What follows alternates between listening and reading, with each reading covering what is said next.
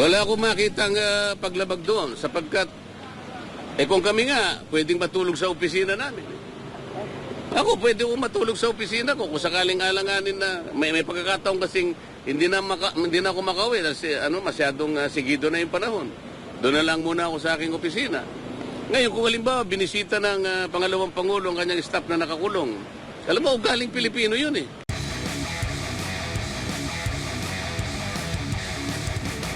Saan pagbisita? Pagbisita ni VP Sara kay Atty. Laika doon sa house po. Yung pag-stay niya doon sa opisina ng kanyang kapatid. Wala akong makitang paglabag doon sapagkat kung kami nga pwedeng matulog sa opisina namin. Ako pwede ko matulog sa opisina ko kung sakaling alanganin na may pagkakataon kasing hindi na ako makauwi kasi masyadong sigido na yung panahon. Doon na lang muna ako sa aking opisina. Ngayon kung halimbawa binisita ng pangalawang pangulo ang kanyang staff na nakakulong, alam mo ugaling Pilipino yun eh. Staff niya yun eh. Kung ako parang sumakit na yung loob ko sa nangyari sapagkat itong abogado sinasabi niya lang, nakita ko kasi yung ibang bahagi ng proceeding. Parang ang pinagtuunan nila ng pansin, yung pagsulat niya sa COA na sinasabi niya, dapat kayong magpakadalos-dalos, wag muna ninyo silang bigyan ng dokumento sapagkat hindi pa conclusive yung audit observation memo. Totoo naman yun eh. Hindi po conclusive yun. Appealable, hindi final yun. Contestable po lahat yun. Ngayon, ginagawa lang ang tungkulin niya bilang isang abogada. Yun ang pagkakaintindi niya. Maski ako gagawin ko yun eh. Bakit niyo bibigyan sila ng dokumento para sila ang umako sa gagawin namin, ginagawa pa lang namin ang tungkulin namin eh.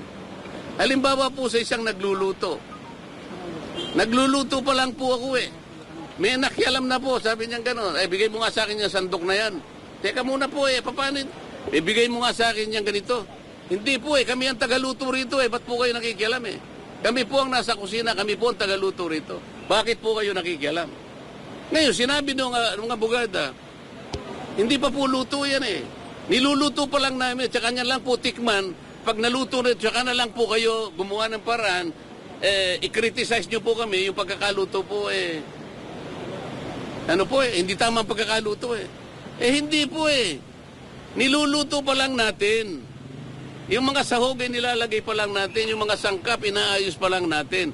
Bigla po kayong papasok at manghihimasok, hindi ka mabuting kusinero, ako mas magaling sa hindi po Hindi po gawain, ulit-ulit sinasabi ko sa inyo, kung ang pinag-uusapan in aid of legislation, nasaan po ang legislation na kanilang ginagawa? Sir, may naririnig ba kayong impeachment kay VP Sara sa House? Naririnig ko lang, pero alam ko papunta sila ron. Yan pa ang isang kabalintunaan. Yan pa yung isang hindi ko maintindihan. Naghahanap sila, nagmimina ng ebidensya. Kaya nga nila pinagpapatuloy ito. Pero ang tinatanong ko, kung talagang legitimate po ang kanilang ginagawa, kung talagang totohanan, kung talagang para sa bayan, maging accountable tayong lahat. Sa dinami-dami po ng mga ahensya na pinagkalooban ng confidential fund, bakit po nag-iisa lang?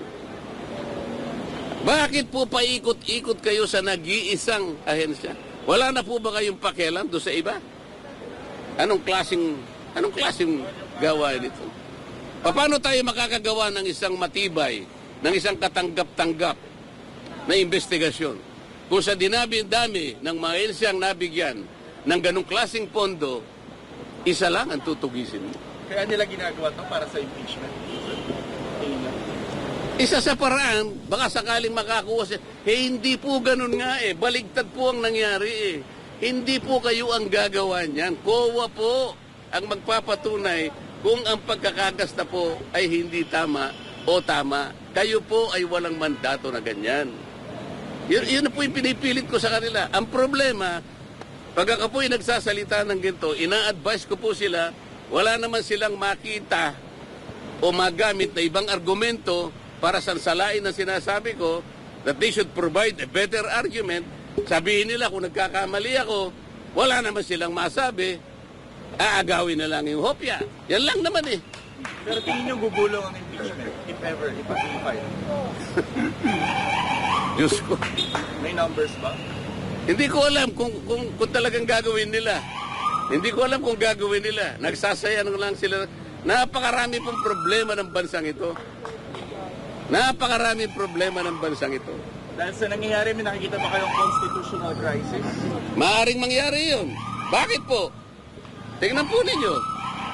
Sino po yung kanilang pinagdidiskatahan? Opisina ng Vice President.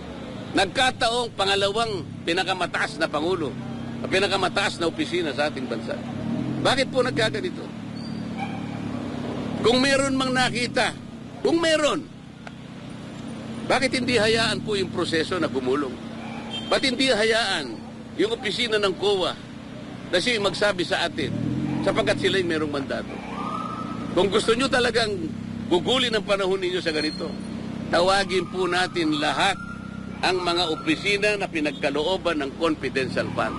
Palagay ko, maski si Speaker Martin, merong confidential fund. Thank you, sir. Ang Pangulo, merong confidential fund. Kung last na lang po, sinabi po ni Congressman Pulong Duterte kay Vice President Sara na ikinakahiya niya na namiyembro siya ng 19th Congress. Ikaw po bilang Congressman, ano po masasabi? Nalapit na ako mapahiya. Nahihiya na nga rin ako eh. Siguro nahalata ninyo eh. Nakakahiya talaga. Hindi ito yung House of Representatives na pinusukan ko noong 2004. Hindi po ganito. Malapit na po akong mag-graduate next year. Ngayon ko pa makikita ang lahat na hindi dapat gawin ng isang institusyon kagaya ng House of Representatives. Ang House of Representatives po ay isang parliamentary institution. Dito po ginagawa ang lahat ng pagdidebate. Lilitaw po dito yung makatwirang pangangatwiran kung anong argumento ang mabisa.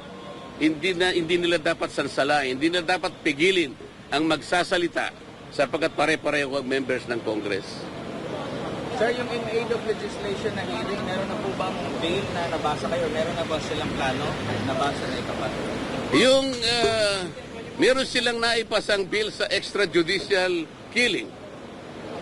Pag-uusapan ba natin yun? Basahin po ninyo, nakakatuwa, nakakahiya. Sapagkat akala niya, kailangan po malaman ninyo, kung totoo na in aid of legislation po ito, nakapagpasa na po sila ng panukalang batas October 11, 2024. Batay pa nilang tumigil. Meron na pala. So hindi na in aid of legislation, tapos na, di ba? Ang hinahanap nila yung makagawa ng batas tungkol sa EJK. Nagawa na eh. Na-file na October 11, 2024. Batay mong tumigil. Meron ka pang gustong gawin siguro. Di ba? Kung ano po masasabi niyo sa sinabi po ni Vice President Sara Duterte na ang gobyerno na ito ay walang pagtutunguhan. It is nothing. Binanggit niya po kanina po.